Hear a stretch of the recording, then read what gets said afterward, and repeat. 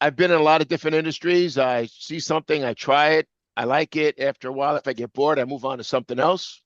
I've been in shipping over 10 years. It's a challenge. I like the challenge. So there's no place else I'm going to go right now. I've been in a lot of different fields, whether it's computers, financial services, mechanics. Worked for a lot of different industries. I had fun doing it, and everything was like business development, just learning. And whatever I learn, I apply to the next field. Mechanics, what type Yeah, of I've been car mechanics. Yeah, mechanic? I ran taxi fleets. I ran repair shops. I worked for dealerships. I worked for the airlines. Yes, mechanics was a passion as a kid. Yes, that answers one of your questions there. Um, so, what's something that Quandary is currently a product, a service, a project for 2026? It's or not even 2026, maybe it's something more that launched in the last quarter of 2025 But, that you'd like to highlight today that bring people's attention well, to. it never ends with shipping. There's a lot of different pieces to the puzzle, and there's always new regulations. Either they're enacting new regulations or they're enforcing existing regulations. This is right now at the beginning of the year. All the rates go up. All the carriers raise their rates December, January, February. So that's an area where I can go in and look at and help cut the costs and look at ways to streamline the process and improve the process. I'm authorized with DHL, so that's another big area, so we can do really well with those types of products. But again, it never ends. Whether it's fulfillment now, Amazon is changing their regulations on how they're fulfilling, so there's an opportunity there.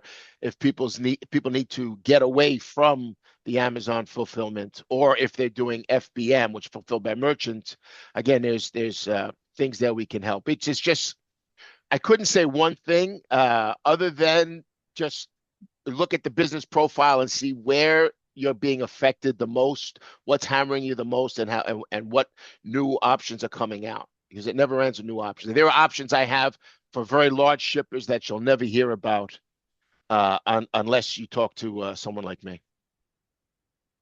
So you said you were, I think you said authorized to for with DHL, or you have a partnership with DHL. Does that Correct. mean you don't Yes. have one with UPS, or is it just We have arrangements with the other carriers. It just different relationships. Depends.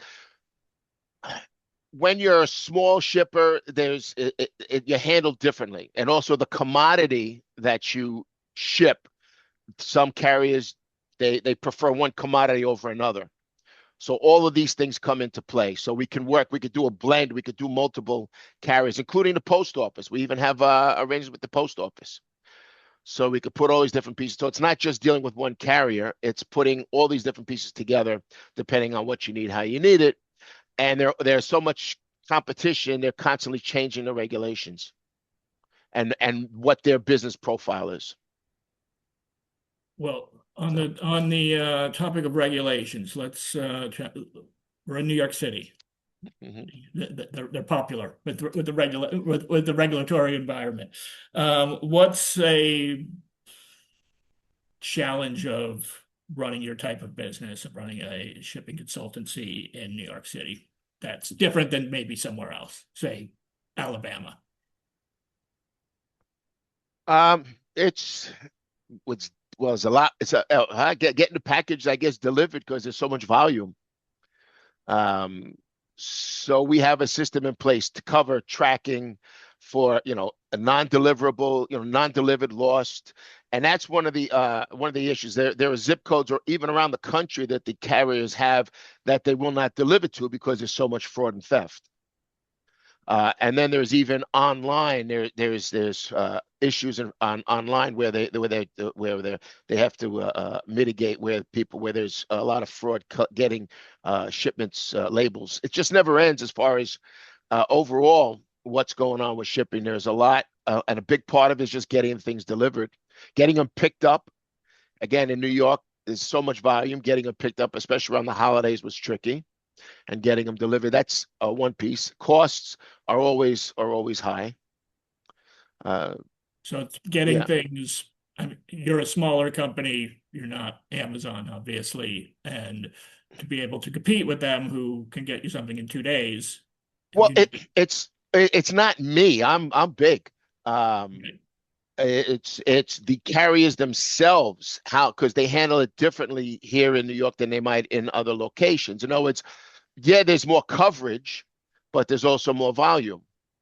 And it used to be like, for example, I know like some of the drivers would knock off at 2 o'clock in the afternoon. So if they didn't get to you, they didn't get to you. The things like that changed.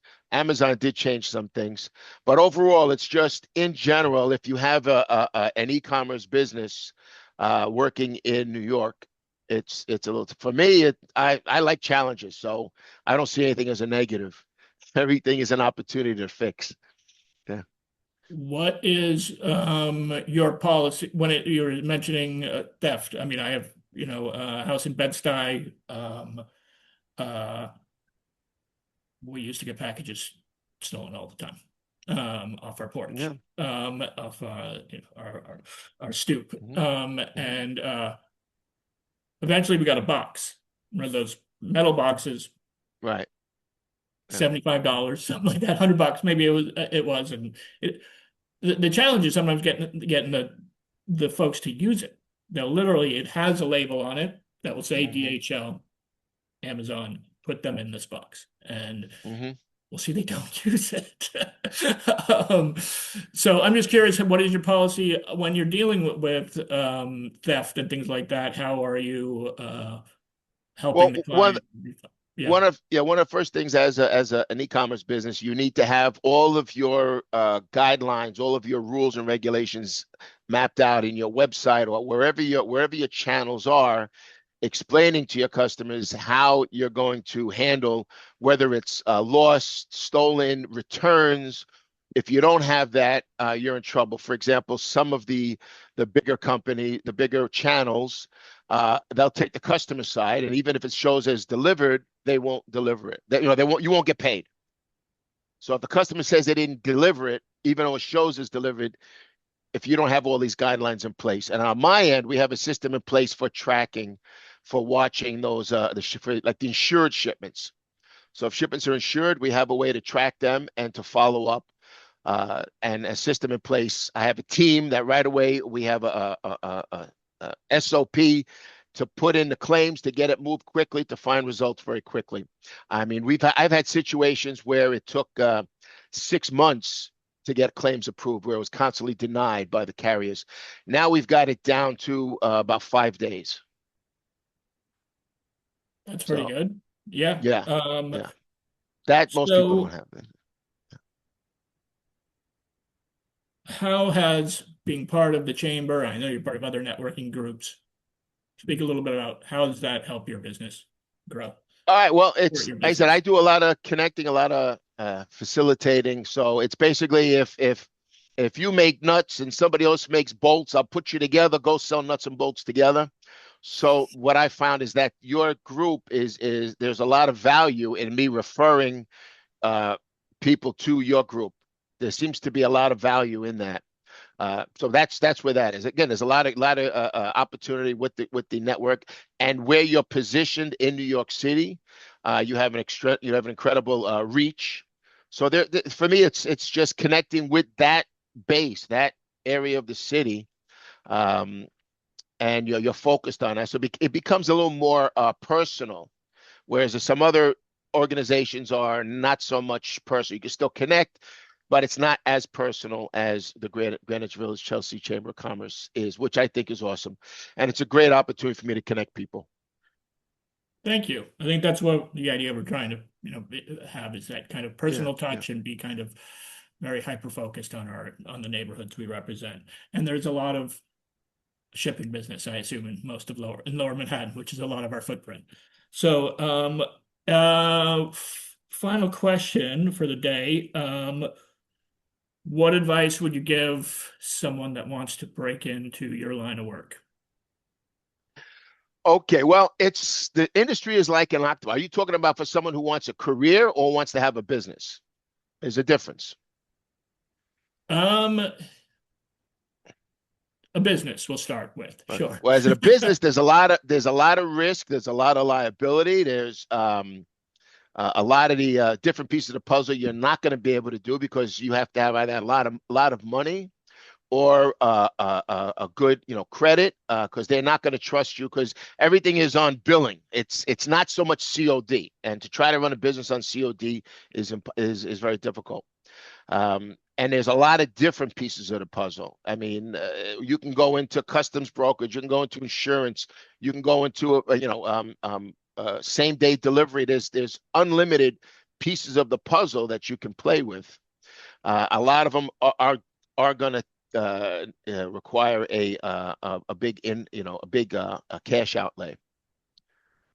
Understood. How's that? Yeah. So hard So, to start as a business, and then maybe if you make it a business, you make it a career.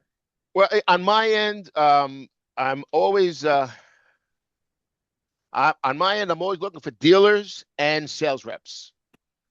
So there is an opportunity if you want to learn the industry, you want to get paid. There's like on a dealer end, it's really not much other than referrals, but I'll teach you how to talk and what the different pieces of the puzzle are. Same thing with a sales rep. It's like an octopus. There's a lot of different pieces. You can focus on one piece. I mean, because I even have programs for banks and for car dealerships and for even drugstores that do the deliveries overnight. So it never ends as far as what areas I can focus on as far as shipping, where somebody wants to focus on. Small bid, large business. I even have contract negotiations for very large companies. So if you had a background where you were dealing with larger companies, you could definitely go in. You can go in and start to work with them on contract negotiations for larger companies. So yeah, if you have any kind of skills in shipping, great. If not, the skills you have, we might be able to apply, whether it's as a dealer or as a sales rep, things like that.